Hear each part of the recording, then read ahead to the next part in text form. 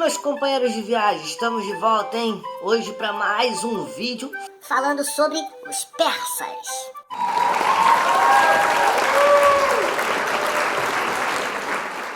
Os persas chegaram na região do atual Irã por volta de 2000 a.C. Essa região foi ocupada por pessoas que vieram do sul da Rússia, agricultores e pastores que vieram dessa região e ocuparam o Irã. Morri! Nós também temos outros povos de origem ariana que ocuparam aquela região além dos persas. Eram os medos. Eles se fixaram no planalto a norte do Irã, enquanto os persas se localizaram próximo ao Golfo Pérsico, na região sudeste do Irã.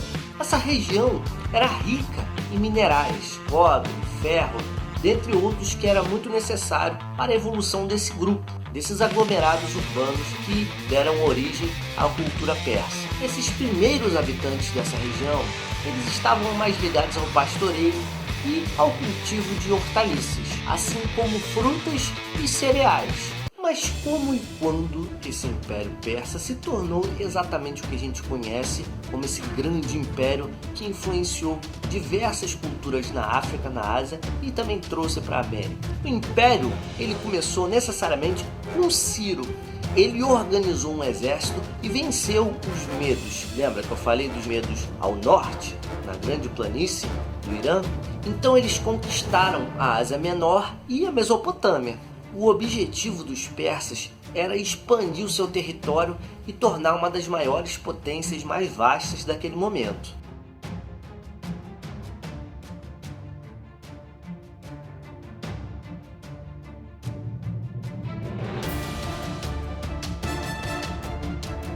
O rei Ciro continuou com seu projeto de expansão e fez dos persas um dos maiores impérios de toda a antiguidade.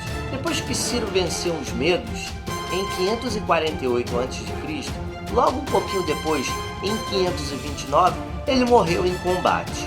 Assim sendo, ele foi substituído por seu filho, Cambises, que logo em seguida organizou um grande exército, invadiu o Egito e tomou aquela região. A batalha conhecida como Batalha de Pelusa, ele deu grande passo para essa conquista com seu grande exército e tomou o Egito. Bom, sobre a morte de Cambises ainda se gera muita polêmica e não se sabe ao certo se foi descontentamento, se foi algo proposital ou se simplesmente ele morreu em batalha.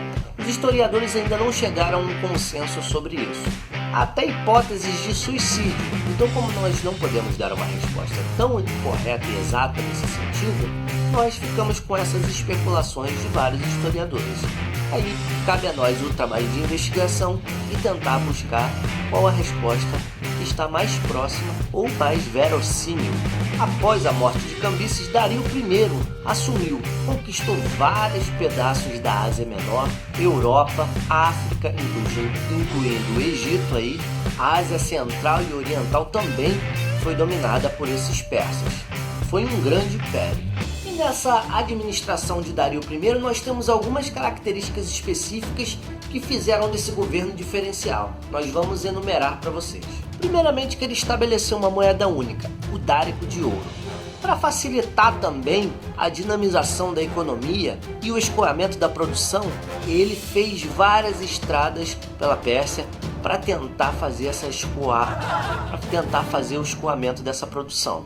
E também fazer com que a capital fosse ligada às periferias, incluindo uma estrada de 2.500 quilômetros, chamada de Estrada Real. Era uma estrada de Sardes até Susa, uma estrada construída a mando de Dario I, exatamente para facilitar essa comunicação entre esses dois lugares. Ele dividiu o império em 20 províncias, que era por sua vez dominada pelos sátrapas, que eram homens de confiança do rei. Mas Dario era muito desconfiado e sempre mantinha um ou outro fiscal ali para tentar saber o que esses sátrapas estavam pensando.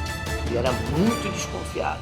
O correio imperial foi muito importante também para Dario I, pois colocava ele a par do que estava acontecendo nas províncias, e essa ligação era essencial para a administração do seu império. esses mensageiros montavam em seus cavalos e percorriam distâncias consideráveis para levar as informações. Isso fez com que houvesse uma comunicação muito constante e muito boa entre as lideranças e as periferias. Dario foi sucedido por seu filho Xerxes, que, vocês devem imaginar, empreendeu uma grande ofensiva contra os gregos. Contra os gregos. Lembra lá dos 300 de Esparta, aquele filme? Ele é baseado nisso, na passagem desse rei Xerxes nessa investida contra os gregos. Como vocês sabem, na Batalha Naval de Salamina e na Batalha de Plateia, ele foi derrotado e sucumbiu aos poderes daqueles dominantes. Então, os gregos causaram uma certa crise no Império Persa a partir de então, porque, derrotados dessas principais investidas nas guerras, eles acabaram tendo diversos prejuízos na sua economia, visto que o investimento na guerra era muito alto.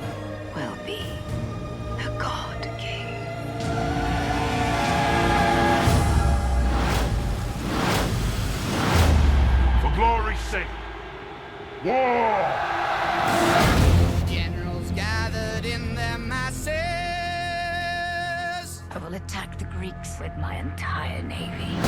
Just like witches at black masses. She has sold her soul to death himself. In the fields of bodies burning. She's going to bring all of hell with her. As the war machine keeps turning. Oh, Lord, yeah. Oh, Lord, yeah. Today we will dance across the backs of dead Greeks. Oh, Lord, yeah. You're no god. You're just a man. Oh, Lord, yeah. Choose your glory!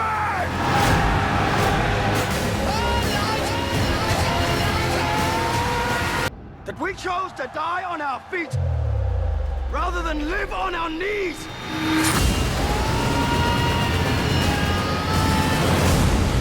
Assim, o grande rei macedônio, Alexandre o Grande, ele acabou dominando esse Império Persa, que sucumbiu e acabou se tornando uma parte do que foi o Império Macedônio. Known many great men in my life, but only one Colossus.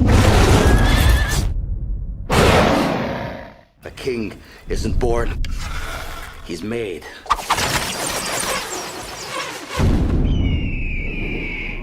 What would you do if you ever reached the end of the world?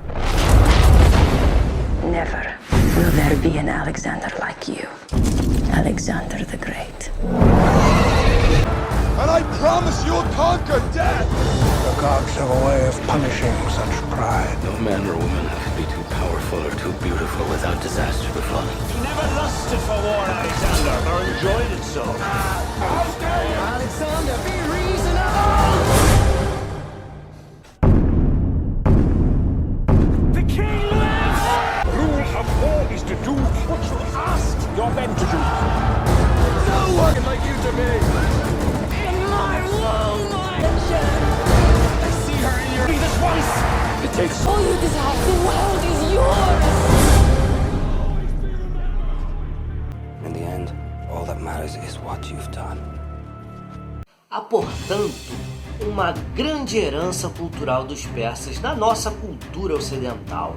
Vale lembrar que os persas foram pontuais em todos os lugares que eles passaram. Eles não destruíram as culturas dos povos dessas regiões. Eles preservaram as culturas dos locais que eles passavam. E isso foi muito importante para as culturas locais. A permanência de certo tipo de hábitos que não foram interferidos por conta da ocupação dos persas. Mas havia uma exigência em troca: a participação na guerra e o pagamento de impostos desses grupos que eram dominados por ele. Essa convivência de certa forma pacífica contribuiu para a permanência de certas culturas. Então, a cultura persa, ao chocar-se com essas culturas locais, sofreu diversas mudanças por conta exatamente do contato com essas outras culturas. Esse contato com outras culturas enriqueceu a cultura persa, fazendo dela muito rica e diversificada. também influenciando na cultura grega. Toda essa diversificação que vai fazer a eclosão da filosofia, tal como nós entendemos como filosofia ocidental, ou seja, a partir dos gregos ali, foi essa pegada dos persas. Exatamente essa influência dos persas. A cultura grega se beneficiou da cultura persa. Toda essa diversificação também foi passada para os gregos, quer seja na guerra ou depois na ocupação de Alexandre o Grande da Macedônia. A religião persa, baseada no profeta Zaratustra ou Zoroastro. Essa é uma figura mítica que propagou uma visão dualista. Essa visão colocava em confronto as forças do bem. Os judeus era Ahura Mazda, que significa espírito de luz, e o lado obscuro e sombrio, que ficava conhecido como a parte das trevas, né? Isto é, espírito das trevas, ou Arimã, que era o nome dado a ele. Acreditavam também na imortalidade da alma, na ressurreição dos mortos e no juízo final. Alguns estudos dizem que o zoroatrismo influenciou inclusive algumas religiões que nós conhecemos muito bem, como o cristianismo e o judaísmo. Zoroastro viveu entre 628 e 551 a.C. Ou seja, essa visão de ressurreição, de juízo final que contém na Bíblia já tinha sido dita por alguém que não era Jesus nem nenhum judeu.